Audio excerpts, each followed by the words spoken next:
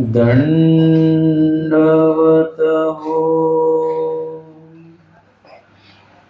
करंजी येथील नामस्मरण या विषयासंदर्भातलं आजचं हे 5वं सत्र आपण घेत आहोत आणि उत्तरार्ध 608 क्रमांकाची लीळा आपण श्रवण करत आहोत. यातला काही भाग जो आहे तो आपण 4थ्या सत्रामध्ये बघितलेला आहे. आजच्या 5व्या सत्रामध्ये उर्वरित जो भाग आहे तो आपण श्रवण करणार आहोत. जी तरी आम्ही जाप्य करूजी. महादाईसांना स्वामींनी जे काही उपाय सांगितले त्यामधला जाप्य म्हणजे नामस्मरण हा जो विषय आहे तो आमच्या कक्षेमधला आहे, तो आम्ही करायचा आहे. जो इतर 2 उपाय सांगितलेले आहेत ते इतरांशी संबंधित आहेत आणि आपण सेवेच्या बाबतीमध्ये इतरांवर अवलंबून राहू नये. इतरांचं काही सांगता येत नाही, मग अशा सेवा आपण घ्यायच्या की जे आपल्या जबाबदारीवर चालणार आहेत आणि आपल्या ज्या काही अधिकाराच्या अनुरूप आपल्याला जे काही सेवा प्राप्त होतात तर त्या सेवेचं जबाबदारी ही आपणच आपल्याकडे ठेवायची असते. जबाबदारी म्हणजे याच्यामध्ये म्हणजे तो अहंकाराचा भाग नाहीये की हे माझ्याशिवाय कोणीच करायचं नाही असं नाही. ते करायचे जरी सगळे असले, 4 लोक जरी ती सेवा करण्यामध्ये असले तरी आपण जबाबदारीपूर्वक त्या सेवेमध्ये उपस्थित राहिलो पाहिजे. आपण मागे नाही हटायचं. जसं भटोबास सांडव्याच्या लीळेमध्ये मागे हटत नाही, त्यांच्या नेतृत्वामध्येच ते सुरू आहे आणि जरी नेतृत्व आपलं नसलं तरी जबाबदारी मात्र आपण आपली ठेवायची असते. कुठलीही क्रिया करत असताना आपण ती क्रिया शेवटपर्यंत निर्दोषपणे न्यायची असते.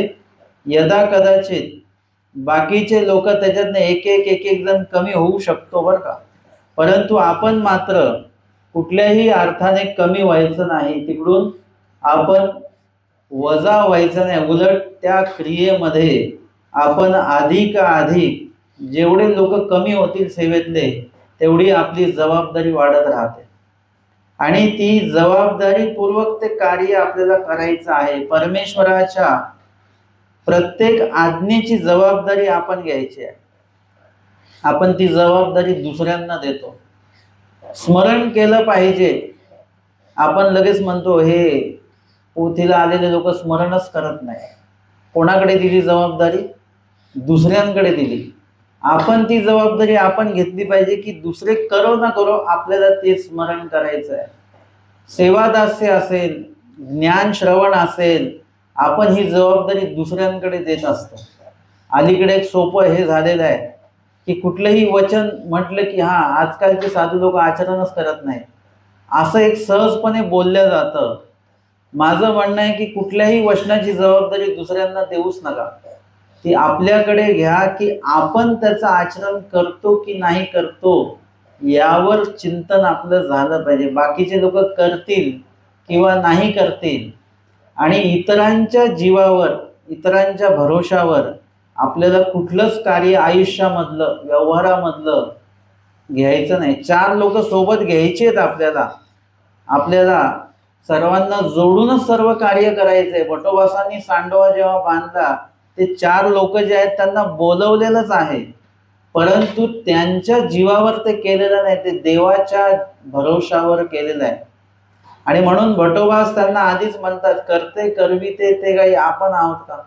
करते करविते परमेश्वर आहेत आणि मग परमेश्वरावर सोपवून आणि परमेश्वरावर सर्व विश्वास ठेवून आपल्याला ते कार्य करायचं असतं. जीवावर विश्वास ठेवून ते कार्य होत नसतं बरं का. कुठलंही कार्य होत नाही. जर का ते देवाने ठरवलं आपण एक व्यक्ती सुद्धा ते कार्य करू शकतो आणि 10 व्यक्ती म्हणून सुद्धा ते कार्य करता येतं. तेच कार्य एका व्यक्तीने सुद्धा ते सहज शक्य होऊ शकतं. सांडव्याच्याच लीळेमध्ये 10 लोक मिळून जी शिळा उचलत आहेत ती काही उचलल्या जात नाही. आणि एक म्हातारी बाई आहे, त्यांना स्वामी म्हणतात, बाई द्या कासोटा, इथे बसा, 2 पाय त्या दगडाला लावा, 2 हात मागे टेका आणि लोटा ते शिळा. आता जे काम 10 पुरुष व्यक्तींनी होत नाही ते एका स्त्री व्यक्तीने होऊ शकेल का? होणार नाही, शक्यच नाही. ती शिळाच तेवढी जड आहे. तर मग स्वामींनी सांगितलं आणि त्या बाईंनी तसंच केलं आणि जोरात ती शिळा लोटली आणि ती शिळा लोटल्या गेली आणि जिथे जाऊन जशी पाहिजे तशी ती बरोबर बसलेली आहे. लक्षात घ्या, 10 लोकांना तुम्ही मदतीला घेतला आणि 10 लोकांना देवाबद्दलची कुठलीच आवड नाही आहे किंवा त्यांना कुठल्याही प्रकारचं त्यामध्ये त्यांची योग्यताच नाही ती क्रिया करण्याची, तर त्यांच्या हात लावल्याने ती क्रिया होणार नाही. त्यांच्या उपस्थितीमध्ये सुद्धा ती क्रिया होणार नाही. आणि एखादा जाणकार माणूस येतो, अधिकारी व्यक्ती येतो आणि तो म्हणतो हे असं नाही करायचं, हे असं करायचं आहे ना. आपण अशी एक व्यक्ती असते की ज्यांना त्या बाबतीतलं ज्ञान असतं, तो एकटाच व्यक्ती येऊन सगळं नियोजन करतो आणि मग 10 लोक असले तरी जे नियोजन होत नाही ते एका व्यक्तीने होऊ शकतं. 10 लोक असून जी सेवा होत नाही ती एका व्यक्तीच्या माध्यमातून होऊ शकते. आणि म्हणून प्रत्येक सेवेची जबाबदारी आपण घ्यायची स्वतः. लोकांवर लोटायची नाही की तो बघेल तो करेल, नाही, आपण ती जबाबदारी घेतली पाहिजे. आणि ज्यामध्ये आपण वैयक्तिक आपलं योगदान देणार आहोत, वैयक्तिक आपलं श्रमदान देणार आहोत, तन मन जे काही आपण उपयोगी देणार आहोत, तर ती क्रिया जास्तीत जास्त उत्तम दातृत्वाने आपल्याला उत्तम तन, उत्तम मन, उत्तम धन, उत्तम त्याचं जे काही आयोजन आहे हे सगळं आपल्याकडनं उत्तम स्तरावर झालं पाहिजे. त्याच्यामध्ये कुठलाही हलगर्जीपणा नको पाहिजे. आणि म्हणून महादाईचा दुसऱ्यांच्या संबंधित असलेल्या उपायांचा विचार करत नाही. महादोबा भक्त कधी महादेव राजा कधी बोलवतील किंवा महिमभट्ट कधी येतील हे आपल्याकडे कक्षेमध्ये नाही, परंतु स्मरण मात्र मी करू शकते, त्याची जबाबदारी मी घेते आणि ते मी पूर्णत्वास नेते. या दृष्टिकोनातनं स्वामींनी जो उपाय सांगितला नाम जाप्याचा, स्मरणाचा, तो महादाईचा विचारतात, जी जी आम्ही जाप्य करू, जी आम्ही जाप्य करू, म्हणजे आम्हाला जाप्य हा प्रकार, स्मरण हा प्रकार आम्हाला जमेल. स्वामी म्हणतात करा, नामस्मरण करा, नामी अभिमान वाती, नामस्मरण तेही एक स्मरणची की. स्वामी म्हणतात करा, नामस्मरण हे तुम्ही करू शकता, कारण की नामी अभिमान आती, त्या नामाचा देवाला अभिमान आहे, म्हणूनच नामस्मरण करा. आणि नामस्मरण त्याच नामाचं करा ज्याचा देवाला अभिमान आहे. नियत स्वीकाराचं जे नाम आहे तेच नाम स्मरणामध्ये आलं पाहिजे. आणि नामस्मरण तेही एक स्मरणची की, नामस्मरण तेही एक स्मरणची की, म्हणजे जेव्हा तुम्ही नाम घेता तेव्हा नुसतं नामाशी मर्यादित तुम्ही राहत नाही. नामाच्या संदर्भातल्या लीळा, मूर्ती, चेष्टा हे सगळं तुम्हाला आठवतं, जागा आठवते. नाम, लीळा, मूर्ती, चेष्टा याच्यामध्ये ठिकाणाचा उल्लेख नाही आहे, तर ते ठिकाण सुद्धा तुम्हाला आठवतं. की बाईसांना प्रेमदान दिलं ते स्थान तुम्हाला आठवतं. जर का लीळा आठवली तर ते स्थान आठवतं, ते गाव आठवतं. पैठण प्रतिष्ठान या ठिकाणी आमचे स्वामी त्या ठिकाणी आहेत. ही लीळा, ही घटना, ती जागा, ते स्थान हे सर्व तुम्हाला त्या ठिकाणी आठवत असतं. आणि इत्यादी प्रकारे सर्व जे आठवल्या जातं ते केवळ एका नामामुळे आठवल्या जात असतं. की नाम तुम्ही जेव्हा घेता त्यावेळेला ह्या सर्व गोष्टी त्याच्यामध्ये येतात. जसं मी ते उदाहरण नेहमी सांगतो की पुरणपोळी आपण म्हणतो ना, कसलं जेवण करायचं, तर पुरणपोळीचं जेवण करायचं. मग आपण जेवायला गेल्यानंतर नुसतीच पुरणपोळी असते का ताटात? आपण सांगितलं तर काय करा, फक्त पुरणपोळी करा म्हटलं, पुरणपोळीचं जेवण करा. पण पुरणपोळीच्या जेवणात नुसती पुरणपोळी येत नाही, त्याच्यामध्ये कुरड्या, पापड, भजे सगळंच काही आपोआप येतं. पण म्हणताना एकच म्हणायचं असतं ताटामध्ये येताना त्या संबंधित सर्व पदार्थ बरोबर येतात. आपण म्हणतो का की आम्ही जेवायला येऊ तेव्हा पाणी पण वाढा आम्हाला, असं म्हणतो का?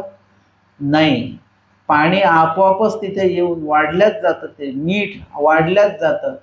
काही गोष्टी अशा आहेत की ज्याचं विश्लेषण द्यायची गरज पडत नाही, ज्याची माहिती द्यायची गरज नाही, जे वेगळं सांगायची गरज नाही, ते आपोआपच त्या कार्यासोबत ते कार्य आपोआपच तिथे उपस्थित होतं.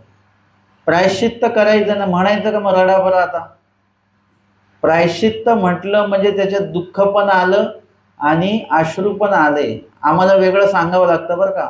आता प्रायश्चित करत आहोत, मनामध्ये दुःख येऊ द्या, आता डोळ्यात अश्रू येऊ दे, सांगावं लागतं वेगळं. रडताना सांगावं लागतं का रडताना आता अश्रू येऊ द्या म्हणून? रडल्याला लागला माणूस की आपोआपच डोळ्यात अश्रू येऊनच जातात. तशा पद्धतीने नाम म्हटल्यानंतर नुसतंच नाम आलं नाही पाहिजे. नाम म्हटल्यानंतर त्याच्यामध्ये देवाच्या लीळा आहेत, त्या लीळा पण आल्या पाहिजेत, मूर्ती आठवल्या गेली पाहिजे, चेष्टा आठवल्या गेली पाहिजे, ते गाव ठिकाण स्थान आठवलं गेलं पाहिजे, चतुर्विध दुःख आठवलं पाहिजे. आणि म्हणून स्वामी म्हणतात नामस्मरण तेही एक स्मरण चिकी. नामस्मरण सुद्धा काय आहे? एक स्मरणच आहे की त्या संबंधित, त्या नामा संबंधित ते अवतार तुम्हाला आठवतात, त्या अवतारा संबंधित तुम्हाला लीळा आठवते आणि त्या लीळेच्या संबंधित तुम्हाला त्या ठिकाणी घडत असलेली पूर्ण जी काही प्रक्रिया आहे ती आठवत. आमचे आचार्य भटोबा स्वामींसाठी जे काही पूजा द्रव्य घेऊन येतात, फुलांचे अलंकार तयार करतात, तुम्ही सकाळच्या सत्रामध्ये जेव्हा देवाच्या नामाचं स्मरण करतात त्यावेळी आपोआपच लीळा आठवते आणि पूजन स्थितीतली सपूजित श्रीमूर्ती आठवते किंवा श्रीमूर्तीचं पूजन करत असतानाच सर्व जी काही विधी आहे ती त्याच्यामध्ये आपोआपच आठवते. आमचे स्वामी पहुडलेले ते आठवतात, उपोडतात ते आठवतं, लोंबता श्रीचरणी आहेत तो ओटा आठवतो, ते उपान्न आठवतात, ते स्वामींचे श्रीचरण आठवतात, बाईसा आठवतात.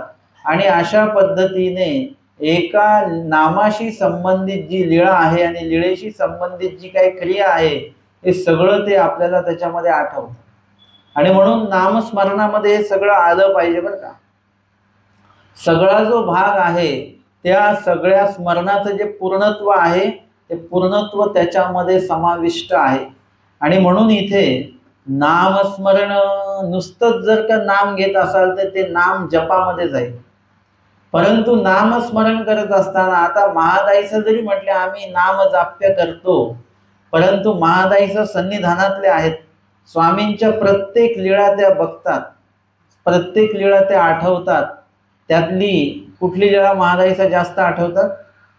वज्रीची लीळा आहे, वज्रीची लीळा महादाईचा जास्त आठवतात. नुसतीच वज्रीची नाही आठवत, सगळ्याच लीळा आठवतात महादाईचा. वज्रीच्या लीळेच्या प्रसंगामध्ये काय झालेलं आहे की महादाईसांना शक्तियुक्त स्वरूपाचं दर्शन केल्या गेलेलं आहे, दर्शन दिल्या गेलेलं आहे. आणि त्याच्यामुळे महादाईसांना ती लीळा आठवण्याचं जे कारण आहे ते कारण म्हणजे तेच कारण आहे की त्या लीळेमध्ये महादाईसांना शक्तियुक्त स्वरूपाचं दर्शन करवलेलं आहे आणि त्याच्यामुळे त्या लीळेला विशेष महत्त्व आहे. ती लीळा महादाईचा विशेषत्वाने जे आहे ते आठवतात. आणि म्हणून अशा पद्धतीने या ठिकाणी नामस्मरणामध्ये सगळी समाविष्टता आहे. आणि म्हणून नामस्मरण म्हणजे त्याच्यामध्ये नुसतंच नाम जप नाही तर महादाईचं सगळं आठवणार. वज्रीची लीळा महादाईचा जे आठवतात कारण की सर्व शक्तियुक्त स्वरूपाचं दर्शन दिलं असं म्हटलं जातं आणि म्हणून ती लीळा विशेषत्वाने आठवतात. जेव्हा आमचे आचार्य भटोबास महादाईसांना विचारतात की तुला आता तू काय करते आहेस, आता मृत्यू जवळ आलेला आहे आणि आपण जाणार हे लक्षात येतं. जे संत योगी असतात त्यांना आपलं जीवन कसं जगायचं हे पण कळतं, जीवन आपण कसं जगतो आहोत हे पण लक्षात येतं. आणि आपला मृत्यू कसा असला पाहिजे, कशा पद्धतीचं नियोजन त्यांना कळतं. नीळभट्टांना कळालं आपला मृत्यू कसा असला पाहिजे आणि जसा पाहिजे तसा त्यांनी तो साध्य करून घेतला. कसा पाहिजे? देव आठवत. नीळभट्टांच्या बाबतीत अजून एक स्टेप पुढे आहे. देव आठवत आणि देव बघत, म्हणजे देवाकडे बघत सुद्धा आहेत. देवाला आठवत पण आहेत, देवाला बघत पण आहेत. अजून एक स्टेप पुढे आहे की देव सुद्धा त्यांच्याकडे त्यावेळी बघतायत. म्हणजे तिन्ही गोष्टी घडल्या आहेत. देवाची आठवण, देवाचं दर्शन आणि देव सुद्धा त्यांना कृपादृष्टीने देवाचं अवलोकन, या तिन्ही गोष्टी नीळभट्ट भांडारेकरांच्या बाबतीमध्ये घडतात. आणि म्हणून त्यांनी त्यांच्या मृत्यूचं नियोजन केलेलं आहे. देह सोडण्याचं त्याला मृत्यू पण म्हणता येत नाही, त्याला देवदर्शनच म्हणता येतं. आणि साधू संतांच्या जाण्याला देव दर्शन का म्हणतात? कारण की मृत्यू समयी ते देवालाच आठवत असतात. एक प्रकारे देवाचं दर्शनच कुठेतरी त्यांच्या मनामध्ये तयार होत असतं आणि ते दर्शन करत करतच दर्शनालाच जातात. ज्याकडे आपण बघतो आहोत त्याकडेच आपण जातो. तसं अंतकाळी परमेश्वराचं दर्शन आहे, अंतकाळी परमेश्वराचं चिंतन आहे. कारण की आयुष्यच त्या चिंतनासाठी दिलेलं असल्यामुळे मृत्यू समय सुद्धा काय आठवणार? तेच आठवणार. तुम्ही जर का जेवणभर तिखट भाजी खाल्लेली असेल तर जेवण झाल्यानंतर तोंड कसं असतं आपलं? तोंडामध्ये ते तिखट भाजीचं जे काही तिखटपणा असतो तो जाणवत असतो आपल्याला. आपण घरी जरी गेलो जेवण करून तरी आपण ते चालू असतं, भाजी खूप तिखट होती. म्हणजे जे खाल्लं पूर्ण जेवणभर ते जेवणाच्या शेवटी, जेवणानंतर सुद्धा तेच असतं.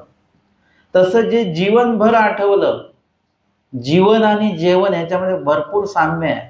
मग जीवनभर जे आठवलं ते जीवनाच्या शेवटी सुद्धा आठवणार आणि जीवनानंतर सुद्धा आपण तिकडे जाणार आहोत. ज्याला आठवलं तिकडे जाणार आहोत. कृष्ण महाराज म्हणतात, भक्ती कोणाची कराल तिकडे तुम्ही जाल. देवाची भक्ती कराल तर देवाकडे जाल. आणि देवाची भक्ती शेवटच्या टप्प्यात नसते बरं का, ती सुरुवातीपासून असावी लागते. तुम्ही म्हटले शेवटच्या टप्प्यात, असं नाही. ते सुरुवातीपासून आपल्याला सगळं ते करावं लागतं. सुंदर अक्षर काढायचं असेल तर त्याचे खूप दिवस आपल्याला सराव करावा लागतो आणि मग एका दिवशी आपल्याला चांगलं अक्षर काढता येतं. तो सराव जर का बंद केला परत तुम्हाला तेच अक्षर काढायला परत कितीतरी वर्ष जाऊ शकतात. म्हणजे इत्यादी प्रकारे आपल्याला त्या गोष्टीला आयुष्य द्यावं लागतं. जन्म जीवित देवाच्या एकेका वचनाचं आपण थोडंसं हे जे पारायण प्रकार आहे ना त्याच्यातनं थोडंसं बाहेर येऊया आपण आणि सूत्रपाठ वाचूया. वाचायचं झालं तर सूत्रपाठ वाचा. आणि गृहस्थ मंडळींनी पण सूत्रपाठ वाचला तर चालतो. काही लोक म्हणतात ग्रस्त हे प्रापंचिक असतात, त्यांनी आचार प्रकरण वाचू नये, ते फक्त संन्यासी लोकांनीच वाचावं. संन्यासी लोकांनी नुसतंच वाचू नये, तर ते आचरणात पण आणलं पाहिजे. मग नुसतं संन्यासी लोकांनीच आचार वाचायचा का? माझं म्हणणं आहे की ज्याला संन्यासी व्हायचंय त्यांनी सुद्धा आचार प्रकरण वाचावं. मग संन्यासी होणाऱ्यांनीच वाचावं का? ना आपली संन्यासाचा उल्लेख आपल्या मनात जागृत व्हावा म्हणून देखील आपण आचार प्रकरण वाचावं. की ते वाचून वाचून वाचून काय होतं की आपल्याला सुद्धा तो उल्लेख होऊ शकतो. आपल्याला अनुसरणाची इच्छा नाही आहे, उल्लेखही नाही आहे, तर ते आचार प्रकरणच जर का आपण समजून घेतलं, वाचून घेतलं तर ते आपल्याला उपयोगी पडणार आहे. आणि म्हणून स्वामींची वचनं का वाचायची आहेत? हे बाकीचे कुठलेच पारायण नाही वाचले तरी चालतात. मी स्पष्ट सांगून टाकतो. एरवी मानवा पंथात तुम्हाला सांगितलं जातं की हे पारायण दत्तात्रय वाचा, संकष्टपंचर पंजरू वाचा. हे वाचून तुमचा काही एक लाभ होत नाही, कुठलं ज्ञानस्तर वाढत नाही. आमच्या मानव पंथातल्या पिढ्यांच्या पिढ्या याच्यामध्ये वाचण्यात गेले पण त्यांचा ज्ञानस्तरच वाढला नाही. त्याच्यामध्ये ज्ञानस्तर कुठे वाढेल? दत्तात्रय वाचून आम्हाला समजणार आहे का जन्म जीवित परमेश्वराशी द्यावे? हे वचनच समजणार नाही आम्हाला. त्याच्यामध्ये तर दिलं की धन धान्य संपत्ती मिळणार आहे आणि त्या आशेने तुम्ही काही वर्षापासून ते पारायण तुम्ही करून राहिलेले. धन धान्य आणि संपत्तीसाठी, आणि इकडे मात्र जन्म जीवित हे वचन त्या दत्तात्रय कवच मध्ये नाही आहे. त्याच्यानंतर इथे असन्निधान धर्म जिज्ञासागा कोणाला म्हणतात? भटोबास, माईमभट्ट, महादाईसा, ह्या सर्वांना देव हे निरूपण करतात. माईमभट्ट, भटोबास मुख्य करून. त्याच्यामध्ये दत्तात्रय कवच मध्ये आहे का हे? असन्निधान धर्म, विकार शून्य, विकल्प शून्य, स्वभाव मात्र, हेच तर करायचंय आम्हाला. बाकीच्या गोष्टी करायच्या काय? ते बाकीच्या गोष्टी तर आम्हाला रहाड घडिकेची दृष्टांत भेटणारच आहेत. कनाशीच्या ब्राह्मणाला देवाने सांगितलं हे तुम्हाला मिळणार आहे, जन्म मृत्यू, आणि त्या जन्म मृत्यूच्या मध्ये जे काही सुख दुःख आहे ते तुम्हाला भेटणारच आहे. तुम्हाला जर का असं दरवाजा जागे हवेशीर जागा भेटली निरूपणाला तर सुख आहे, आणि जर का कोपऱ्यात बसलो आपण हवाच लागत नाही तर दुःख आहे. मग आता हे कसं बदलायचं? कुठलं पारायण करावं लागेल की हवेशीर जागा मिळेल आपल्याला? कुठलं करणार पारायण सांगा? याच्यासाठी पारायणाची गरज नाही. निरूपणाला लवकर या आणि हवेशीर जागेच्या तिथे बसा, जा. किती सोपं काम आहे. सुखदुःख भेटणार आहे, त्या सुखाला सुख माना, सुखाला जसं स्वीकारता तसं दुःखाला पण स्वीकारा, काही अडचण येत नाही. यासाठी वेगळं काही करायची गरज नाही. आपली जागा फक्त आपल्याला बदलायची आहे, आपली येण्याची वेळ आपल्याला बदलायची आहे, की सर्व सुरळीत होतं. आपली येण्याची वेळ चुकीची आहे, बसण्याची जागा चुकीची आहे. आता मग ते कशाने निस्तरणार आपलं? तर त्यासाठी याच गोष्टींमध्ये बदल करावा लागेल. भाजीमध्ये मीठ कमी आहे तर ते मीठ बरोबर होण्यासाठी कुठलं पारायण करावं लागेल? मीठच घ्यावं लागेल ना. त्याच्यामध्ये मीठ घेतलं तरच ते बरोबर होईल की नाही? मग अशा पद्धतीने ज्या समस्येचा उपाय, जी समस्या आहे त्यानुसारच तो उपाय करावा लागेल. जोची रोग ते सांगितलेलंच आहे स्वामींनी, त्याची औषध, त्याची देवता, हे सगळ्या गोष्टी जर का मिळाल्या तर म्हणजे तर त्या आजारापासून तो जीव मुक्त होतो. जो आजार आहे तेच औषध द्यावा लागेल, आणि त्याच देवतेचा जो जीव आहे तो जर का ते देत असेल वगैरे तर त्या गोष्टी ज्या असतात त्या घडून येत असतात. हे कधी कळेल आम्हाला? सूत्रपाठ ग्रंथाचं अभ्यास केल्याशिवाय कळणार नाही. पारायण म्हटलं नाही बरं का मी. सूत्रपाठ हा ग्रंथ काही पारायण ग्रंथ नाही. कोणी म्हणाले आम्ही रोज सूत्रपाठाचं पारायण करतो, काही उपयोग नाही. सूत्रपाठ हा पारायण ग्रंथ नाही, सूत्रपाठ हा अभ्यास ग्रंथ आहे. त्याच्यातनं अभ्यास करायचा असतो. मग कुणी म्हणाला आम्ही सूत्रपाठातनं अभ्यास करतो, मी परत सांगतो सूत्रपाठ हा अभ्यास ग्रंथ नाहीये नुसता, तो आचरण ग्रंथ आहे. त्याचा अभ्यास केल्यानंतर त्याचं आचरण पण करा. तुम्ही म्हटले आम्ही स्वयंपाक बनवून ठेवला पण आमचं पोटच भरलं नाही. स्वयंपाक नुसता बनवायचा नसतो, तो बनवून त्याचं ग्रहण सुद्धा खावं पण लागतं तर पोट भरतं आपलं. तसं ह्या 3 स्टेप आहेत. सूत्रपाठाचं पारायण पण करायचं, पण नुसतंच पारायण नाही तर त्याच्यासोबत अभ्यास पण करा, पारायणासोबत अभ्यास पण करा. व नुसतंच पारायणाने अभ्यास करू नका, तर पारायण, अभ्यास आणि आचरण हे सुद्धा तिसरं जे काही पायरी आहे ती पायरी सुद्धा तुम्हाला चढावी लागेल.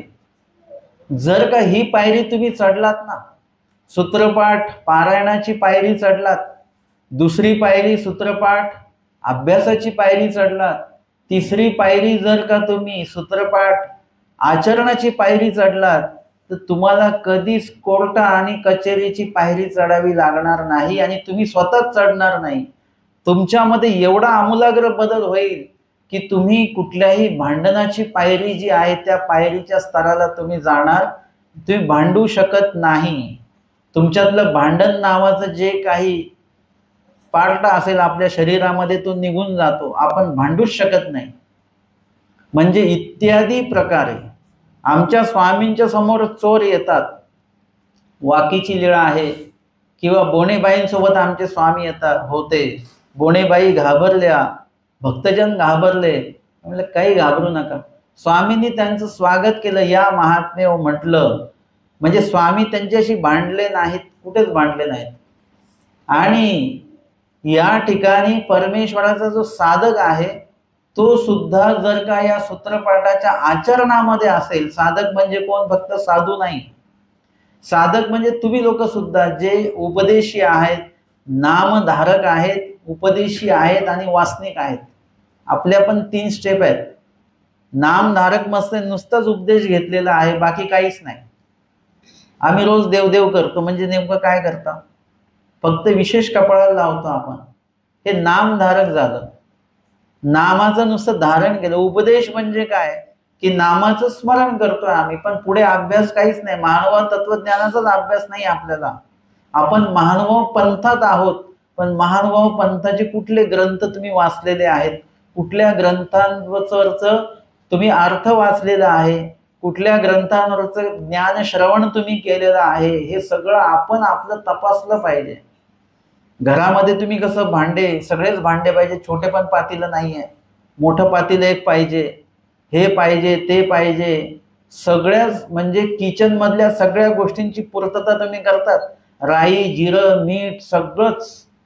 मिठामध्ये पण 3 प्रकार, एक काळं मीठ, एक पांढरं मीठ, एक गुलाबी मीठ, म्हणजे सगळंच तुम्ही तिथे नियोजन करता की नाही. तसं उपदेश घेतला आपण, नाम धारण केलं आपण, तर त्यानंतर आपण आपल्या उपदेश धर्माची काय पूर्तता केलेली आहे, कुठले ग्रंथ आपल्याकडे आहेत. कोणाच्याही घरी गेले तरी आम्हाला तेच ग्रंथ दिसतात, पारायणाचेच ग्रंथ दिसत राहतात बस. बाकीचे जे मोठे ग्रंथ आहेत ते कुठेच दिसत नाही. माझ्या हातात दिसलं का तुम्हाला आता पारायणाचं पुस्तक? मी लीळाचरित्रच घेऊन येतो, किंवा तत्वज्ञानाचं जे पुस्तक आहे तेच मी घेऊन येतो. आणि म्हणूनच तुम्ही मला लोक बोलवत असता की हे आम्हाला सांगा. म्हणजे इत्यादी प्रकारे आपलं ज्यामुळे ज्ञानस्तर वाढणार आहे त्या गोष्टींच्या संपर्कात आपण राहिलो पाहिजे. आणि जर का ते ज्ञान आपल्याला होत राहिलं तर आपल्याला काय करायचंय पंथामध्ये राहून, त्या गोष्टी त्याच्यामध्ये नमूद केलेल्या आहे. आपला विषय सुरू आहे, जन्म जीवित परमेश्वराशी द्यावे. जन्म जो आहे तो जिवंत पूर्वक, मरगळल्यासारखं नाही की आपण निरोपणाला आलो की पहिले आपण काय बघायची, अशी जागा बघायची की जिकडे आपल्याला एक डुलकी पण काढता येईल, है ना. पोथी संपली, ते बाबा मोठाई दंडवतो म्हणतात, ते कानात आले की समजा पोथी संपली, झोप उडते आपली. याच्यासाठी यावं का, थकल्यासारखं यावं का, जांभया देत देत निरूपण ऐकावं का आपण कुणी जर का भांडण सांगत असेल जांभया देतो का आपण? तुम्ही ऐका, कुणी जर का भांडण ऐकत असेल ना कोणाचं, तो असं एकदम कान डोळे ते सगळे व्यवस्थित करून ते भांडण तो ऐकत असो. त्यातला एकही शब्द सुटला नाही पाहिजे, एक वाक्य सुटलं नाही पाहिजे. सगळ्याच्या सगळं पाठांतर करतो आपण. आणि मग ते विचारतो आपण त्याच्यामध्ये की कशा प्रकारे तिकडे त्या ठिकाणी काय काय सुरू आहे याचं सगळं आपण मूल्यमापन करत असतो. अशा पद्धतीने आपल्याला सूत्रपाठातला एक एक शब्द, एक एक वचन, एक एक वाक्य माहिती असलं पाहिजे. काही लोक म्हणतात की ग्रस्तांनी आचार प्रकरण वाचायचं नाही, आस्तिपरी वाचायची नाही. तुम्ही थोडंसं बाहेर पडून बघा, आपल्या महानुभाव पंथामध्ये ग्रस्त मंडळींचा असा अभ्यास झालेला आहे, उत्तम प्रकारचं सगळं अध्ययन त्यांचं आहे. त्यांना भेटायचं म्हणजे 10 वेळा विचार करावा लागतो, असे प्रश्न त्यांचे आहेत. अशा पद्धतीने, आणि म्हणून हे सर्व करत असताना, नामस्मरण करत असताना उगच करायचं म्हणून करायचं नाही, किंवा मग विडा ठेवलाय म्हणून करायचं म्हणून नाही करा. हे जन्म जीवित द्या. नामस्मरणामुळे तुमच्या आमच्या अंतःकरणात विचारांमध्ये बदल झाला पाहिजे. आपण जेवताना हे खातो ना, काकडी खातो. का खातो? आता उष्णता आहे, मग त्या काकडी ही थंड असते, मग त्याचा आपल्या शरीरावर योग्य परिणाम झाला पाहिजे, चांगला परिणाम झाला पाहिजे. थंडी आहे, उष्ण, आपण चहा वगैरे घेतो. का घेतो?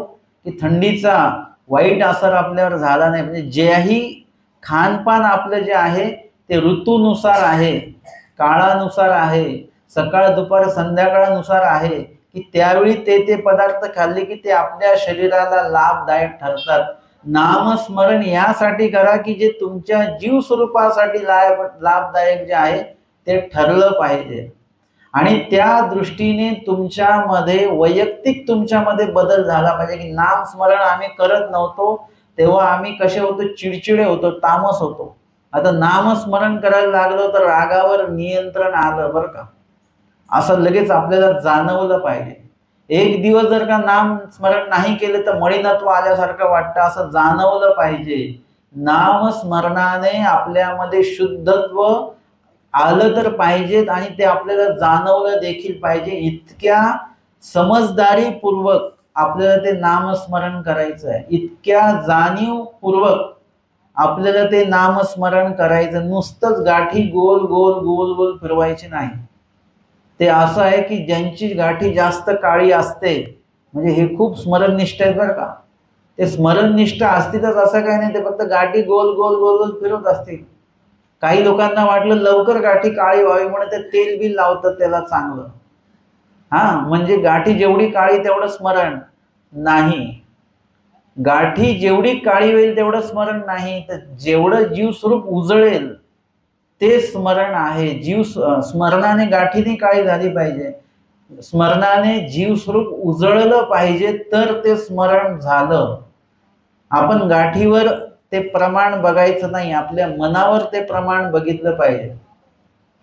आपण औषध किती संपवलं पेक्षा किती आपण चांगले झालो, बरे झालो याकडे आपण लक्ष देत असतो.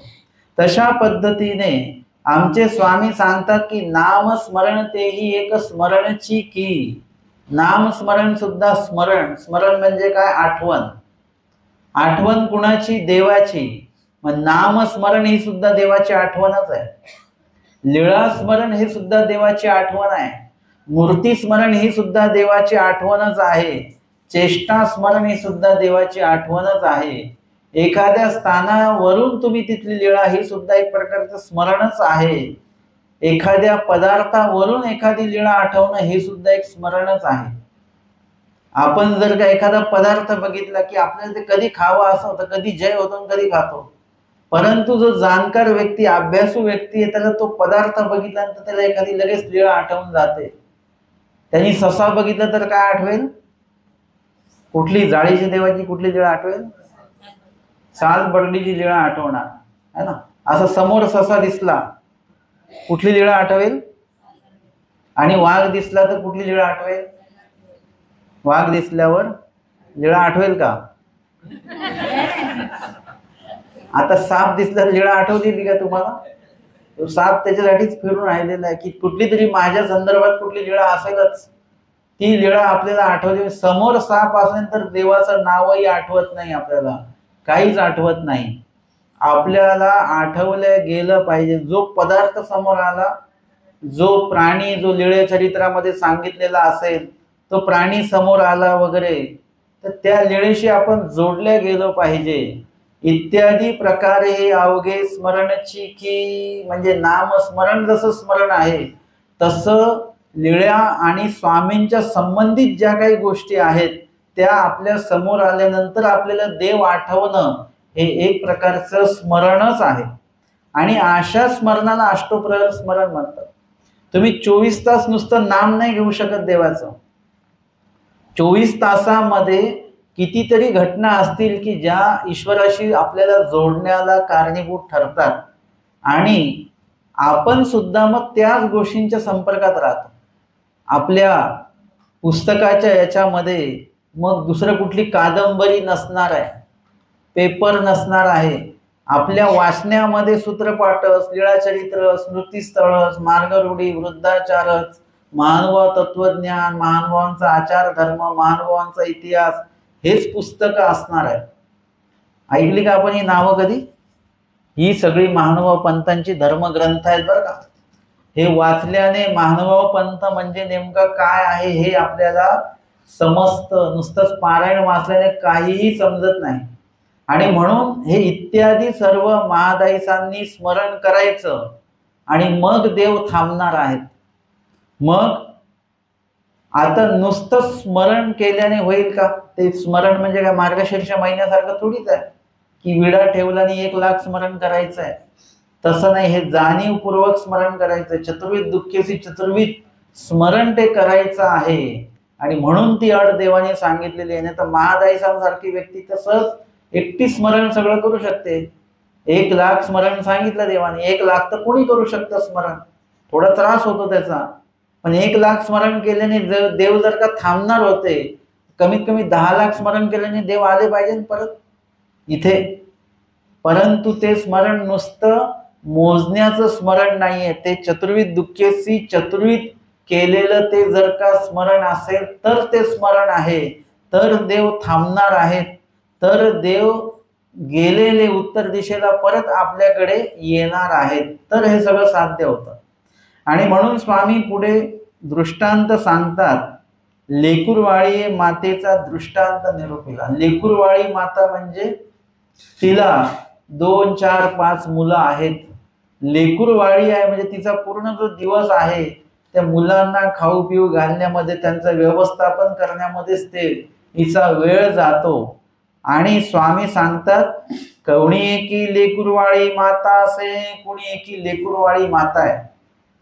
आणि ते कवणी लेकरू काही सेन बुजावी, कवणी लेकरू काही सेन बुजावी, कवणी लेकरू काही सेन बुजावी, एक ते काही सेनीही न बुझावे. स्वामी सांगतात की तिला 2, 4 मुलं आहेत आणि मग ती काय करते, तिला जायचं आहे कुठे, काही कामानिमित्त बाहेर जायचं आहे. आणि मग ती काय करते की कवणी लेकरू काही सेन बुजावी. 3 वेळा हे वाक्य आलेलं आहे. एखाद्या मुलाला काहीतरी खायला देते आणि तो मुलगा शांत होतो, त्याला बाकी काही नको, त्याला खायला पाहिजे काहीतरी. मग ते खायला देऊन दिलं, तो गप्प बसला. दुसरा मुलगा जो आहे त्याला खेळणं पाहिजे काहीतरी, त्या मुलाला खेळणं देऊन दिलं, तोही शांत बसला. तिसरा मुलगा आहे त्याला अजून काहीतरी देऊन दिलं, त्याला झोपवलं, तोही शांत झाला. आता हे 3 मुलं जे आहेत त्यांना आई नको पाहिजे है ना. आजकाल खूप ठिकाणी आपण बघतो, आई नाही, आई वडील दोघंही नको पाहिजे, दोघांनाही पाठवायचं कुठे, वृद्धाश्रमामध्ये. आणि त्यांना सुद्धा महानुभाव आश्रमात जायची इच्छा नाहीये. वृद्धाश्रमात पाठवलं तर जाऊ आम्ही, पण महानुभाव आश्रमात आम्हाला जायचं नाही. आम्ही जर का वेळेच्या आधीच महानुभाव आश्रमात गेलो तर वृद्धाश्रमात हकालपट्टी आपली होणार नाही. हकालपट्टीच म्हणतात है ना. अपमानास्पद करून आई वडिलांना वृद्धाश्रमामध्ये पाठवल्या जातं. एवढा मोठा अपमान आई वडिलांचा केला जातो. आधीच आई वडील जर का निघून गेले महानुभाव आश्रमात सन्मानपूर्वक, आणि मुलांनी वगैरे किती बोललं तरी नाही आम्ही येणार नाही, अशी जर का भूमिका ठेवली तर आपली किती मोठं जे काही सन्मान आहे आपला त्याच्यामध्ये होत असतो. आणि इथे आई त्या मुलांना नको, त्यांना कोणाला खेळणं पाहिजे, कोणाला खाऊ पाहिजे, आई त्याला त्या गोष्टी देऊन देते. आपल्याला सुद्धा या ठिकाणी हे अनुभव आपल्याला बघायला मिळतात. परंतु एक ते काही सेनही न बुझावे. एक जो मुलगा आहे त्याला आईकडनं खाऊ पण नकोय, खेळणं पण नकोय, गोष्टी ऐकायच्या ना काही नाही, त्याला वेगळं काहीच नको पाहिजे. तयासी तियेची कडेची होवावी. त्याला फक्त असतं की आईने मला कडेवर घेऊन फिरावं. आणि आई सुद्धा त्याच्यात तरबेज होते बरं का. त्या मुलालाच कडेवर घेऊन भांडी घासते, त्याच्यानंतर स्वयंपाकही बनवते, सगळं आई काम जी करते त्याला घेऊन ठेवून करावं लागतं. आणि तो अजिबात खाली बसत नाही, अजिबात ऐकत नाही, तो नुसता रडतो. आई लगेच आईला त्याला कडेवर घ्यावं लागतं. अशा प्रकारचा एक मुलगा आहे आणि तो त्रासदायक असतो. घरामध्ये एक तरी मुलगा असा असतो की आई म्हणतेस की याचा अजिबात त्रास नाही, पण याचा खूपच त्रास आहे बरं का मला. म्हणजे तो जो मुलगा आहे त्याला आई पाहिजे असते. अर्थातच आई पाहिजे असते याचाही त्रास, आणि आई नको पाहिजे असते याचा पण त्रास होत असतो. पण अर्थातच आईच पाहिजे याचा एक मनस्वी आनंद सुद्धा आईला असतो, तो माझ्याशिवाय राहत नाही बरं का. म्हणजे आईला सांगताना खूप बरं वाटत असतं मनामध्ये. तशा पद्धतीने या ठिकाणी आपण सुद्धा, आपल्याला देव पाहिजेत का देवाकडनं काही वस्तू पाहिजेत आपल्याला? हा, नक्की बघा बरं का. 14 तारखेला मी देऊन देईन दीक्षा मग सगळ्यांना. नाव नोंदणी करा बरं. तुम्हाला कोणाकोणाला देव पाहिजे? आपल्याला देव नको पाहिजे, आपल्याला देवाकडनं भरपूर काय पाहिजे. आपण देवाच्या मंदिरामध्ये जातो, विडा घेऊन जातो आणि एक विडा देवाला देतो आणि त्या बदल्यामध्ये सगळं काही मागतो. आपण म्हणतो आम्ही थोडा नारळच थोडी वाहिला, नारळाच्या शेंड्या आहेत, त्याच्यामध्ये पाणी आहे, त्याच्यामध्ये खोबरं आहे, ती करवंटी आहे, हे सगळंच तर देवाला दिलेलं आहे. त्याच्या बदली आपण 4-5 गोष्टी तरी एका विड्यामध्ये आपण मागत असतो. आपण देवाकडे जाऊन कधीच देवाला मागत नाही. देवाकडे देवाला मागायचं असतं ते आपण कधी मागत नाही, परंतु देवाकडे जाऊन इतर गोष्टी आपण भरपूर काय मागून घेतो. आपलं जे स्मरण चालू आहे ते कशासाठी चालू आहे? देव भेटावं म्हणून चालू आहे का? स्थानवंदन कशासाठी करतो आपण? हे आमच्या गावात नाही तीर्थयात्रा निघाली, चलो वर्षातनं एकदा जाऊन आलं पाहिजे, गेलं पाहिजे पण परत आलं नाही पाहिजे म्हणून स्थान करा, की मध्येच कुठेतरी देव भेटले पाहिजेत आम्हाला. अशा दृष्टीने ते स्थानवंदन असलं म्हणजे देव भेटले पाहिजेत आम्हाला. म्हणजे इत्यादी प्रकारे परमेश्वराचं कार्य करताना त्याच्यात परमेश्वराची भेट झाली पाहिजे. अशा प्रकारची साधना आपली असणं गरजेचं आहे. आता आपण आधीच्या 3 लेकरांमध्ये पडतो आपण, की एखाद्या लेकराला काही जरी आईने दिलं, खेळणं दिलं, खाऊ दिला, तर तो लेकरू जसं शांत होतं तसं देवाकडनं आपल्याला नोकरी मिळाली, मग आता ते त्याचा रिझल्ट आहे, आज त्याला चांगले मार्क मिळावे म्हणून आम्ही देवाला विडा ठेवतो आहोत. ही पद्धत तर अन्य लोकांना माहितीच नाहीये, की पेपर 50 मार्काचा लिहिलेला असा देखील विडा ठेवल्यानंतर 90 मार्क पडतात. माहितीये का तुम्हाला? है ना? रिझल्टच्या दिवशी येतात आपण विडा ठेवायला. विडा कधी ठेवला पाहिजे? पेपर लिहायच्या आधी विडा ठेवला पाहिजे, की बाबा ह्याने 90 मार्कांचा पेपर लिहावा अशी बुद्धी याला द्या, आणि मग तो 90 मार्कांचा पेपर लिहेल आणि मग त्याला 90 मार्क पडतील. तुम्ही रिझल्टच्या दिवशी आले आणि 50 मार्काचे 90 मार्क कोणीच करू शकत नाही. आपण पेनाने सुद्धा नाही करू शकत. 50 मार्क आहेत नंतर 90 मार्क करायचे कसे? नाही जमणार. म्हणून या ठिकाणी आपल्याला देवाकडनं या गोष्टी आपण अपेक्षित ठेवतो आणि आनंदात राहतो. एक मुलगा असा आहे की ज्याला देवच पाहिजे. कोण आहेत ते? भट्टोबास आहेत. भट्टोबास देवाशिवाय राहत नाहीत. आमचे स्वामी जाणार म्हटल्यानंतरच त्यांनी त्यांचं जे काही मनस्थिती आहे त्यांची बिघडली. ते म्हटले देवाशिवाय धर्म नाही. परत देवानी निरूपण केलं, ऐकायला लावलं. निरूपण सुरू झालं, भटोबा भुईचे रेगा काढू लागल्या. ते म्हणाले हे मला ऐकायचंच नाही, मला ऐकूच वाटत नाही की देव बीजे करणार आहेत, जाणार आहेत, सोडून जाणार आहेत. नाही, ऐकूच नाही वाटलं. मग त्या वेळेला मग स्वामींनी परत निरूपण केलं आणि आस्ती परिधर्माचं आचरण कसं असतं, काय असतं ते सांगितलं. मग त्यांनी ते ऐकलं. पण जेव्हा आमचे स्वामी बीजे करतात तेव्हा अक्षरशः भट्टोबास भिक्षेला पण जेव्हा जातात तेव्हा ते भिक्षा म्हणत नाही, ते म्हणतात श्री चक्रधर द्या.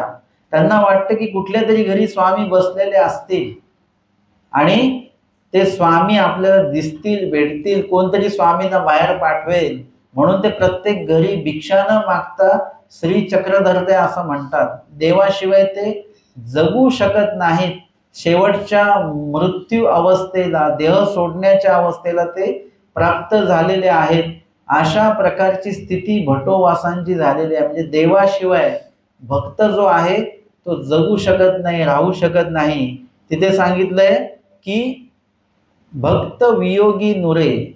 भक्त जो आहे तो परमेश्वराच्या वियोगी, परमेश्वराच्या असन्निधानामध्ये तो देवाशिवाय राहू शकत नाही, जगू शकत नाही असं त्याच्यामध्ये सांगितलेलं आहे. आणि इथे ते जे लेकरू आहे तियेसी तियेची कडेची होवावी, म्हणजे आईच पाहिजे त्याला.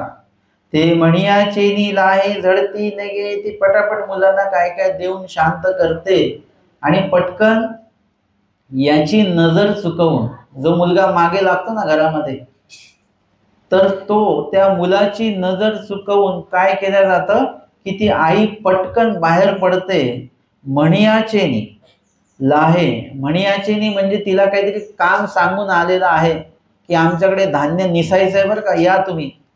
आणि ते त्याला म्हणतात म्हणियाचेनी, म्हणजे म्हटलेलं काम आलेलं, एक सांगून काम एक आलेलं आहे.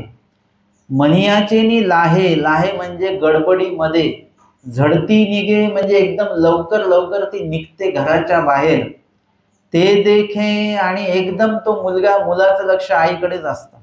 त्याला माहिती आहे आई जाऊ शकते वगैरे वगैरे, म्हणून आईवरून थोडं सुद्धा लक्ष तो इकडे तिकडे करत नाही. आणि आई त्याची नजर चुकून बाहेर पडते, पण शेवटी आईचं साडी म्हणा काही म्हणा त्याला ते दिसतच की कोणतरी बाहेर गेला आणि बाहेर जाणारी आईच आहे. ते देखे तव पाठोवाटी धावे, आणि लगेच तो आईच्या मागे मागे धावत येतो. आई ज्या दिशेला चालत गेलेली आहे त्या दिशेला तो मुलगा जो आहे तो पाठोवाटी धावे. ने दखे तेथची लोळणी घाली, आणि एक विशिष्ट अंतरपर्यंत तो आईला बघतो की आई दिसते जाताना. तोपर्यंत तो जेवढं जमेल तेवढं तो धावतो आईच्या मागे, तेवढं तो रडतो, ओरडतो, आईला हाका मारतो. आणि जिथे आई काय करते, एका रस्त्याला वळते, आणि वळल्यानंतर आई दिसेनाशी होते त्या मुलाला, आई दिसत नाही. जोपर्यंत दिसत होती तोपर्यंत तो मागे धावत होता, आणि जेव्हा दिसेनाशी झाली तेव्हा त्यांनी काय केलेलं आहे की न देखे म्हणजे ने दखे, दिसत नाही आई, तेथची लोळणी घाली म्हणजे त्याला लक्षात येतं की आई आपल्याला सोडून गेलेली, आता परत आई लवकर येणार नाही किंवा येईल की नाही माहिती नाही. आणि तो तेथची लोळणी घाली, त्या मातीमध्ये तो लोळतो, रडतो, हातपाय असे झाडतो. आणि रडताना कधीही काय होतं, डोळ्यांमध्ये पाणी येतं किंवा रडण्याचं जे काही चेहऱ्याचा जो आकार होतो त्याच्यामध्ये आपले डोळे बंद होत असतात. पाण्यामुळे, अश्रूंमुळे अजून समोरचं दृश्य जे आहे ते आपलं असं हे होतं, अस्पष्ट दर्शन आपल्याला होत असतं.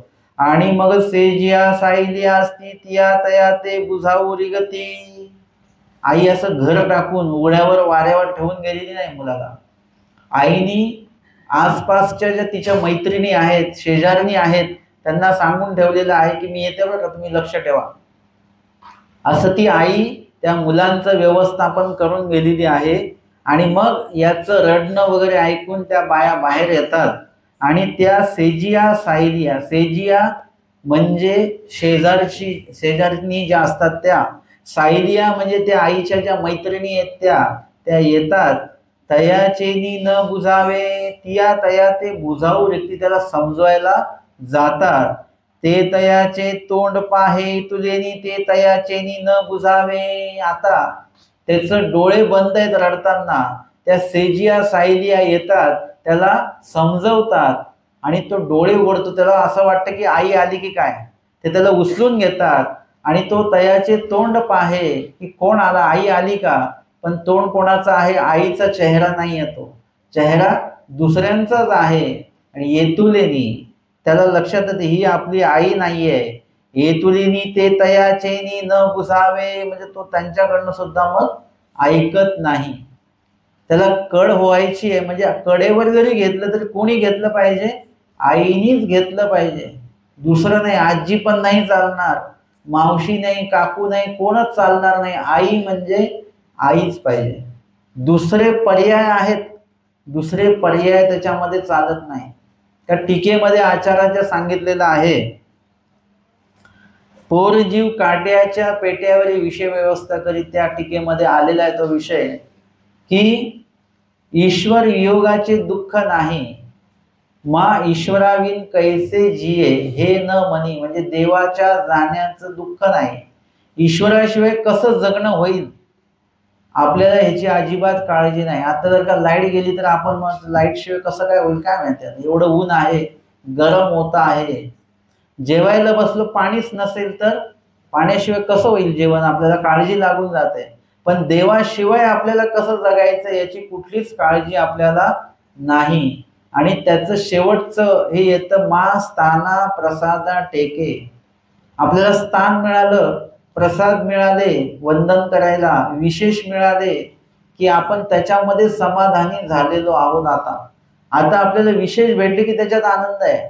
स्थान मिळालं आनंद आहे, प्रसाद वंदन करायला मिळाला आनंद आहे, परंतु ते आनंद त्याचा असलाच पाहिजे. परंतु ते आनंद व्यक्त करताना त्याच्यामध्ये दुःख देखील आपल्याला असलं पाहिजे. हे सगळं मिळालं बरं का, परंतु या स्थानावर ज्यांचं आसन झालं ते स्वामी आपल्याला भेटले नाही. या विशेषाला ज्यांनी स्पर्श केला पाषाणाला ते स्वामी मात्र दिसले नाहीत. हे प्रसन्नतेने ज्यांनी हा प्रसाद दिला त्या प्रसन्न श्रीमुखाचे स्वामी आपल्याला भेटले नाहीत. याचं दुःख देखील आपल्यामध्ये असलं पाहिजे. पण आपण आता यामध्ये रममान झालेलो आहोत.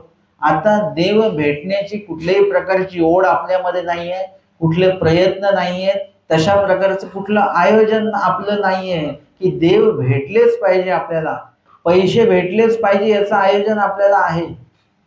त्याच्यानंतर कितीतरी वस्तू आपण प्रपंचामध्ये उपयोगी आणतो, त्या सगळ्या वस्तू आपल्याला भेटल्या पाहिजेत, आपल्या घरी आल्या पाहिजेत.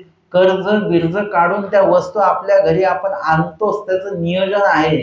पण परमेश्वर प्राप्तीसाठी कुठल्याही प्रकारचं नियोजन आपल्याकडे नाही आहे, कुठल्याही प्रकारचे प्रयत्न आपले नाही आहेत, कुठल्याच प्रकारचा विधी जो देवाने सांगितलेला आहे तोही देव प्राप्तीसाठी म्हणून तो विधी आपण करत नाही आहोत. विविध कारण त्याला इतर लावल्या जातील, पण देव प्राप्तीचं जे कारण आहे त्या विधीला ते लावलेलं नाही आपण. आणि म्हणून इथे तो जो लेकरू आहे, आता इथे जे 3 लेकरू सांगितलेले आहेत ते त्याच आईचे लेकरू आहेत, परंतु ते कसे आहेत, अज्ञान दशेतले आहेत. त्यांना काही जरी मिळालं आईकडनं तरी ते खुश असतात. त्यांना आई महत्वाची वाटत नाही. आपल्याला सुद्धा देव तेवढा महत्वाचा वाटत नाही.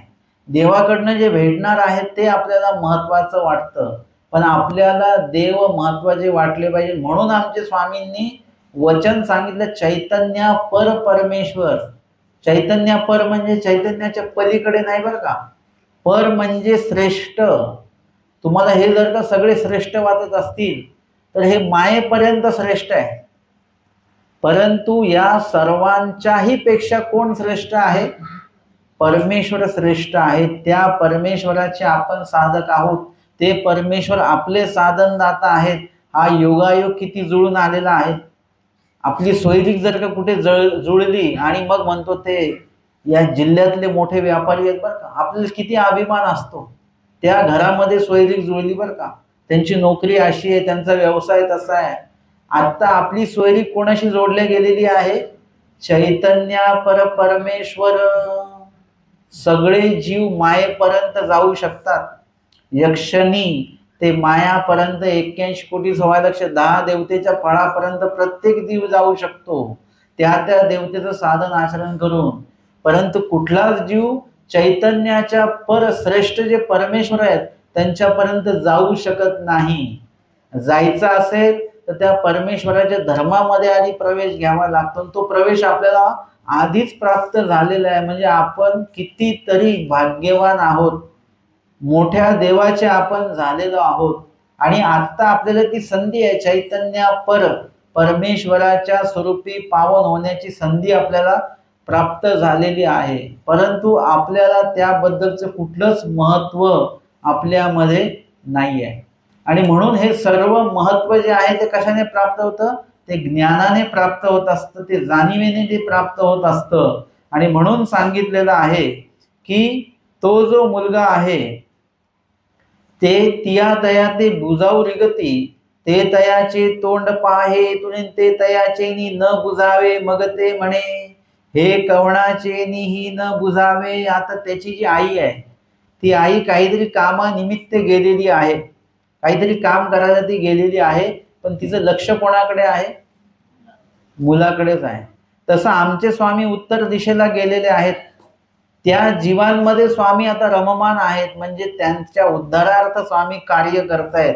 आणि जर का तुम्ही इथे देवासाठी तळमळत असाल तर देवाचं लक्ष कुठे असणार आहे, आपल्याकडे असणार आहे. देव जरी तिकडे असले तर लक्ष मात्र देवाचं इकडे असणार. त्याच्यासाठी काय करावं लागतं, त्यासाठी वेळ जो आहे स्मरणयुक्त वेळ आपल्याला द्यावा लागतो. त्या वेळेला परमेश्वराचं लक्ष आपल्याकडे केंद्रित होत असतं. आणि ती आई जी असते ती म्हणते हा कोणाकडनंच ऐकणार नाही, जरी मी ती अमक्या मैत्रिणीला सांगितलं, तमक्या मैत्रिणीला सांगितलं त्याच्याकडे लक्ष ठेवा, तरी सुद्धा तो जो माझा मुलगा आहे तो कुणाच्यानेच रडणं थांबणार नाही. त्याच्यासाठी आईला स्वतःलाच जावं लागणार, हे आईच्या लक्षात आहे, आईला त्याची जाणीव आहे.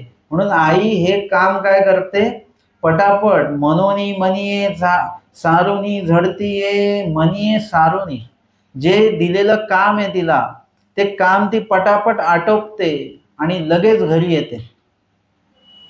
आपली कामं तर लवकर आटपतात, परंतु आपली जी अन्य वार्ता तर दोन बाया जर का भेटल्या तर काय होतं, एक युग संपून जातं बरं का. कलियुग संपून जाऊ शकतं पण ते काही गप्पा काही संपत नाही. निरूपणाला आलेल्या बाया सुद्धा, जे ऐकायला आलेले असतात ते सुद्धा बोलत राहतात निरूपण चालू होईपर्यंत. काय बोलणं असतं काय माहिती, काय बोलत असतं बरं. आपण बोलतच राहतो. जर का त्या बोलण्यातला वेळ जर का आपण कमी केला किंवा बोलणं कमी केलं ना, तर आपल्याकडे एवढा वेळ आहे दिवसभरामध्ये की त्याच्यात तुमचं सूत्रपाठ ग्रंथ पाठांतर होऊ शकतं, तुमचा अभ्यास होऊ शकतो, तुमच्या घरातले कितीतरी महत्वपूर्ण कामं होऊ शकतात. पण आपला कधी कधी बोलण्यामध्ये खूप वेळ जातो. आधी बोलायसाठी दोन बाया भेटण्याची गरज होती, आता तसं नाही. आता फोनवर पण काय होतं की पलीकडच्या व्यक्तीला फोन करून सांगितलं जातं आणि बोलणं मग त्याच्यावर चालू राहतं. अर्थातच आपला अन्य वार्तेमध्ये भरपूरसा वेळ जातो, खूप वेळ जातो त्याच्यामध्ये. आणि ही जी आई आहे ना, ही आई कुठेच अन्य वार्ता करत नाही. ही जशी कामाला जाते झडकरी, तशी झडकरी ती येते घरी. कुठल्याही आसपास आधेमध्ये भेटलेल्या त्यांच्या ओळखीच्या बायांशी ती बोलत नाही, त्यांच्याशी बोलण्यात वेळ घालवत नाही. तिचं लक्ष पूर्ण मुलाकडे आहे आणि ती लगेच तिथे पोहोचते. पाटावा चेनी पालवे लाळ सेंबूड पुसुनी, कडिये घेऊनी स्तनपान दे. आणि आल्यानंतर काय करते, बाकीच्या मुलांकडे बघत नाही, ती त्यांच्याकडे जात नाही. ती आधी काय करते, याला उचलून घेते. याचं रडणं चालूच असतं है ना. मुलांचं रडणं एका विशिष्ट पट्टीमध्ये चालू असतं, पेटीची सूर धरतो नाही का, तसं आधी मोठ्याने रडतो वगैरे, नंतर मग त्याचा हळू आवाजामध्ये ते रडणं, त्याचं असं एक टोनिंग त्याचा सुरू असतो. आई जाते, याला बघते, याला उचलते आणि कपड्याने, चांगल्या कपड्याने ती लाळ शेंबूड वगैरे सगळं पुसते, चेहरा त्याचा धुवून काढते, तो पुसते आणि मग स्तनपान देते. अशा पद्धतीने लेकरूवाळी मातेचा दृष्टांत आपण बघितला, ज्याच्यामध्ये ती जी आई आहे ती आई त्या मुलासाठी म्हणून एवढी धडपडत ती येते जाते. ते जे काम करते ते कोणासाठी करते, ती मुलांसाठीच करत असते. त्याच्यातनं जे दोन पैसे येईल ती प्रपंचासाठी बाजूला काढत असते, पण त्यातनं मुलाला काय लागलं की लगेच त्यातनंच ती काढून गपचूप देते, वडिलांना कळू देत नाही. अशा प्रकारची आईचं ममत्व असतं. एवढं सगळं आई त्या मुलासाठी करते, पण मुलांना आईची तेवढी ती किंमत नसते. तशा पद्धतीने चक्रधर स्वामी आमच्या आई आहेत आणि आमच्यासाठी ते भरपूर काय करतात. ते जंगलामध्ये फिरतात, काय पायी फिरतात, रानोवनी फिरतात, श्रीकरी पाणी पात्र भिक्षा करतात, इत्यादी प्रकारे सर्व कष्ट परमेश्वर या जीवासाठी घेतात. पण आपण अशी लेकरं आहोत की आपल्याला परमेश्वराच्या त्या क्रियेची कुठल्याही प्रकारची जाणीव नाही. म्हणून हा दृष्टांत स्वामींनी या ठिकाणी निरूपण केला. आणि अशा प्रकारे जो जीव परमेश्वराच्या नामचिंतन स्मरणामध्ये आपला वेळ उपयोगी लावतो, परमेश्वराचं लक्ष त्याच्याकडेच असतं. आणि जेव्हा केव्हा त्यांचा अंत्यवेळ जवळ तेव्हा स्वतः परमेश्वर त्या जीवाला घ्यायला येत असतात. आपल्या बँकेतले लोक आपलं सोनं आपल्याला देणार आहेत, आपण कोणाला पाठवतो का दुसऱ्याला की जा बरं बाजारात चालले तर बँकेतनं आमचं सोनं घेऊन या, सांगतो? सोनं जर का असेल तर आपण स्वतःच जातो, उलट आपण कोणाला कळू देत नाही, स्वतः पर्सनली ते घेऊन येत असतो. तसं अशा प्रकारचे जीव जेव्हा देह सोडतात तेव्हा त्यांना आणायला परमेश्वर दुसरं कोणाला पाठवत नाही, स्वतः त्या जीवाला घ्यायला येतात. अशा प्रकारची पात्रता त्या जीवाची तयार होत असते. आणि महादाईसा पुढे म्हणतात, जीजी किती जाप्य करू जी, किती जाप्य करायचं म्हणजे किती वेळा नाम घ्यावं आम्ही. स्वामी म्हणतात लक्षाची संख्या, लक्षाची संख्या म्हणजे लक्षाची संख्या, 1,00,000 नामस्मरण झाला पाहिजे. 1,00,000 म्हणजे नुसतंच एक लाख वेळा नाम नाही घ्यायचं आहे, पूर्ण स्मरण त्याच्यामध्ये साधलं गेलं पाहिजे. तुम्हाला आवडीपूर्वक ते स्मरण करायचं आहे. ते असं पटापट घाईवालं स्मरण चालणार नाही. एका महिन्यात स्मरण संपलं पाहिजे असं स्मरण नाही चालणार. ते स्मरण संपलं नाही पाहिजे, ते स्मरण एका महिन्यामध्ये झालं पाहिजे, पूर्णत्वास पोचलं पाहिजे. आपण स्मरण संपवायच्या मागे लागतो. इथे स्मरण संपवायचं नाही, स्मरण आपल्याला करायचं आहे. आठवण्याची क्रिया ही वृद्धिंगत झाली पाहिजे. आणि अशा प्रकारे ती संख्या स्वामी सांगतात. महादाईसी म्हटले, जी जी कवणे नामे करूजी. कुठल्या नामाने स्मरण करायचं बरं? सर्वज्ञ म्हटले, पांड्या स्वप्नी नाम स्वीकारले तेने नामे करा. म्हणजे पांड्या यांना जे स्वप्नामध्ये जे नाम त्यांना सांगितलेलं होतं त्या नामाने तुम्ही स्मरण करा असं स्वामी म्हणतात. मूर्ती स्मरण ते वस्तू स्मरण होय आणि नाम स्मरण ते वस्तू स्मरण होय आणि नामस्मरण ही होय. म्हणजे इत्यादी प्रकारे हे जे काही सर्व कार्य आहे हे परमेश्वराला आठवण्याचा भाग असेल तर मूर्ती स्मरण केल्याने सुद्धा परमेश्वराचं स्मरण होत आहे आणि नामस्मरण केल्याने देखील परमेश्वराचं स्मरण जे आहे ते होत आहे. कारण की दोन्हीचा स्वीकार जो आहे तो परमेश्वराने नियोजन पूर्वक केलेला आहे. आणि नामस्मरण ही होय म्हणजे त्याच्यामध्ये नामाचं स्मरण देखील होतं आणि परमेश्वराचं देखील स्मरण त्याच्यामध्ये होत आहे. परिकवणा होवेची ना. परंतु स्वामी म्हणतात की कुणालाच नामस्मरण होत नाही. स्वामी सांगतात हे स्मरे तो दुर्लभ सांगितलेला आहे. देवाला आठवणारा जो व्यक्ती आहे तो दुर्लभ आहे, सुलभ नाही. तुम्हाला असं सहज भेटणार नाही. बडबड करणारा व्यक्ती सहज भेटेल, शांत बसलेला व्यक्ती पण सहज भेटेल, पण स्मरण करणारा व्यक्ती भेटणार नाही. गाठी माळ फिरवणारा पण व्यक्ती भेटेल बरं का तुम्हाला, त्याची माळ गोल गोल फिरते. परंतु एखादाच व्यक्ती की ज्याची गाठी पण फिरते आहे, मनी पण तो ओढतो आहे आणि मन सुद्धा त्याचं ईश्वर नामामध्ये ओढल्या गेलेला असा व्यक्ती तुम्हाला क्वचितच बघायला मिळणार आहे. आणि म्हणून ती व्यक्ती आपण शोधत बसायची का? आता हे प्रवचन ऐकले की आपण लगेच सगळ्यांच्या गाठ्या बघायला सुरुवात करू बरं का. त्यांची गाठी फास्ट आहे, त्यांची स्लो आहे, त्यांची गाठीच फिरत नाही का? त्यांना डुलकी लागलेली आहे ना. आपण लोकांच्या गाठ्या बघत नाही बसायच्या. आता आपण स्मरणनिष्ठ लोक शोधायचे नाही, आपण स्वतः स्मरणनिष्ठ व्हायचं. आपल्या चिंतनामध्ये परमेश्वर आणायचे. कोण स्मरण करत नाही याचं चिंतन करत बसायचं नाही, आपण स्वतः ते चिंतन सुरू करायचं आहे. आपल्याला स्वतःमध्ये बदल घडवून घ्यायचा आहे आणि देवाने सांगितलेला जो विधी आहे तो विधी आपण आपल्यामध्ये उतरवायचा आहे. अशा प्रकारची जी साधना आहे ती साधना देवाने आम्हाला सांगितली. हा दृष्टांत जो दिला त्या दृष्टांताचं सुद्धा कारण तेच आहे की आपण कुठल्या लेकरांमध्ये मोडावं. आई तर तीच आहे. जर का चारही मुलांनी तोच हट्ट केला असता, चारही मुलांसाठी आईची क्रिया एकच असते. परंतु आई का बदलते? आधी 3 मुलांकडे लक्ष द्यायच्या आधी ह्या एका मुलाकडे का लक्ष देते? कारण की 3 मुलं जे आहेत त्यांना आई पाहिजेच असं नाही आणि हा जो मुलगा आहे त्याला आईच पाहिजे.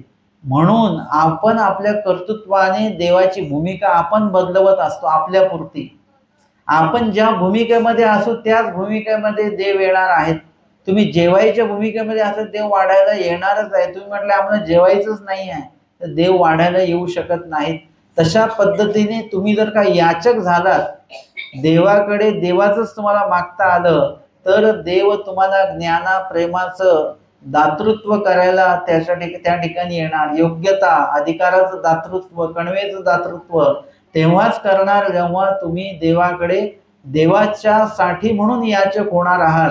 हे या दृष्टांतातनं आपण श्रवण केलं. आणि आजच्या सत्रामध्ये उत्तरार्ध 608 क्रमांकाच्या लीळेचा जो पुढचा जो भाग आहे तो आपण आज श्रवण आणि चिंतन केलेला आहे. दंड दंडवत हो.